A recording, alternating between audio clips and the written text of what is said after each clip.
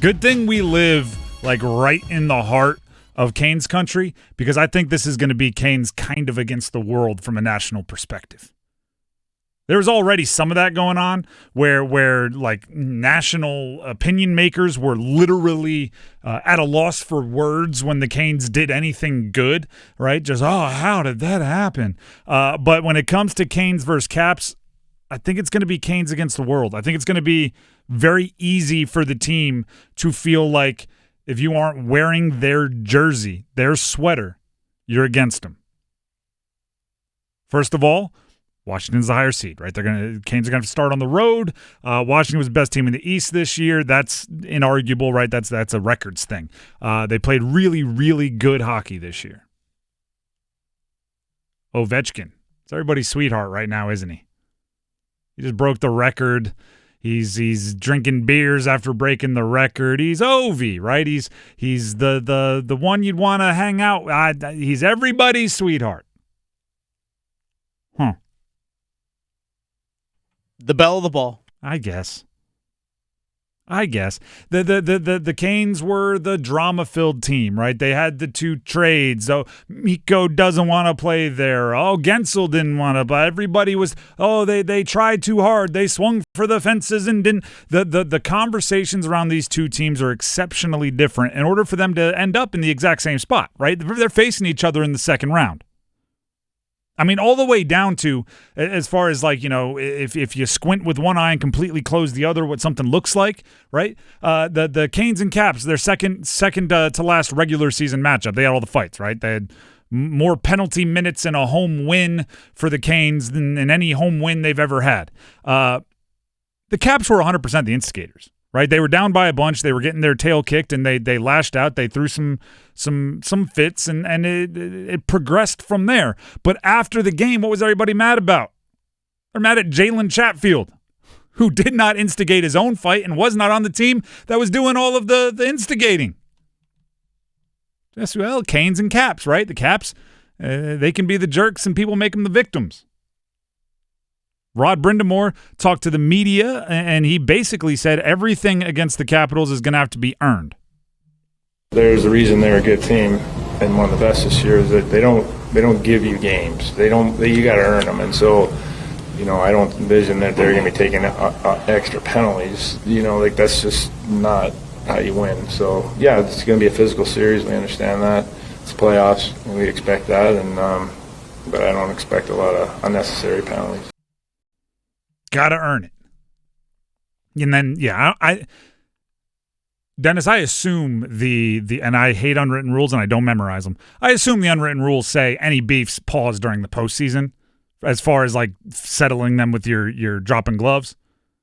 Yeah, generally during the postseason because you don't want to be sitting in the penalty box yourself unless and there's all those kinds of things. Super, super specific situation where it looks like neither team would face any serious consequences from it. Exactly.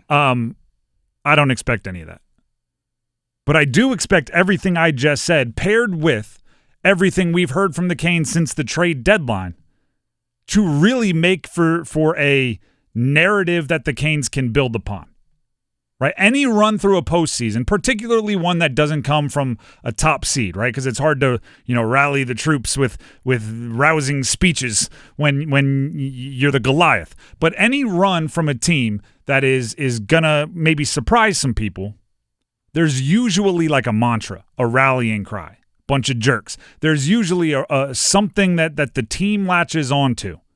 And it doesn't always have to be super like deep and complicated, right? You hear teams chanting like, why not us?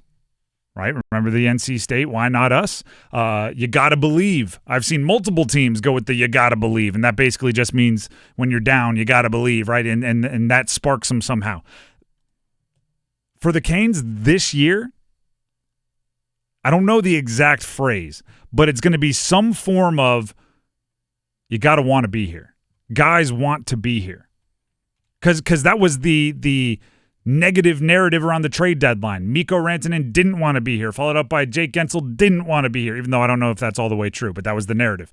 It was all of this, Carolina, why doesn't anyone want to play for you? And then the team, and darn near every interview, made it very clear that they wanted to be in Carolina. Yesterday, we talked with Taylor Hall, one of the newest Canes, came over in the original Mikko Rantanen trade, former MVP. He was on the show, and we started talking about the deadline and all the chaos and what it's like to be past that in the postseason where your tunnel vision really narrows in, and this is part of what Taylor Hall's response was. The Mikko stuff was a bit. I think you saw that we went on a winning streak after that was all done. Nothing against Mikko, but we needed guys that wanted to be here, and we needed guys that were fully bought into the way that we play. And it's a balanced forward group. Obviously, we have some studs in Jarvie and Aho and Svetch, but everyone plays a role, and you don't see a lot of guys playing 22, 23, 25 minutes during the regular season. Everyone's bought into what we do, and I think when that was all done with, when the trade deadline had passed, we kind of took off, and that was fun to see, and I think going forward, this is the group that we're going to have, and that's a great thing. We needed guys that were fully bought in to the way we play, guys that wanted to be here. Now, Taylor's not the first one I've heard that want to be here from. Right? There's this. I don't know if they're the ones that stayed. That was the Kentucky national championship, whatever that was in the 90s, because they got hit with sanctions and certain guys stuck around. And then when the sanctions came up and they played well, and also, what was it, Jamal Mashburn showed up, then it's the ones that stayed. I'm not saying that this is the same situation, but I think they're out to prove that you can achieve all your lofty goals in Carolina. I think they're out to prove that they want to be here and they want to win in Carolina. It's not enough to be here. It's not enough to be on the team. You have to want to be there. They're not treating their team like a job. They're treating it like a choice.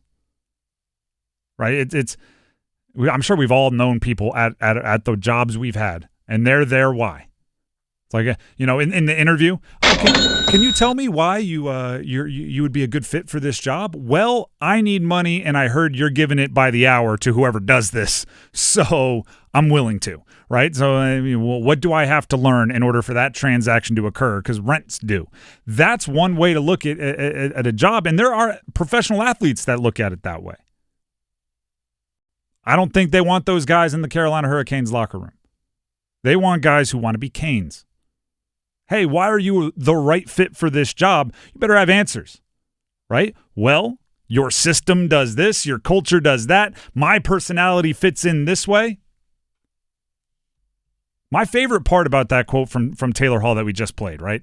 Nothing against Mikko, but we needed guys that wanted to be here. We needed guys that were fully bought into the way that we play. My favorite part is Hall and Rantanen got here the same time. They were in the same trade. Taylor Hall told us in that interview he had never played with anyone on the Canes except for Orlov for a month, right? So it's not like he showed up knowing, hey, this guy's my buddy, I'm going to fit in. Yet, how quickly it felt like Taylor Hall fit in. I was still on the show weeks after the Four Nations Cup going, well, you got to give Rantanen some time to fit in. He's got to settle down, right? His life's been turned upside down. And then by that point, it felt like Hall had been here a year and a half. And that I probably should have noticed, right? Some guys fit, some guys don't. That guy will be scoring goals in postseason clinchers. That guy going to be playing for someone else. And that is what I think the rallying cry of this team is. It is they all want to be here. They're all not just here cashing a check. They're not just here trying to extend their career or get the stats. They're here to win, and they want to do it in Carolina. They want to do it for Rod. They want to do it with that system because it fits them. Not everyone fits with Carolina, but the ones that do, it's obvious. Part of the reason why I think all the post-series hugs for Brett Pesce were so aggressive because they knew, I know you're not here, but you do fit in here, right? We knew that you're one of you're probably trying to impart some of our culture over there, and we get it. But But we know you could fit in here. Money, business. So I'm looking, though. I need to get a better catchphrase. It needs to fit on a T-shirt. Can't be like guys that want to be here. It needs to be, I don't know, like 2 words shorter than that. I'll workshop it. Just bought in. Bought in. Yeah, that's a good one. There it is. Done. Bought in's a good one. Yeah, I like it.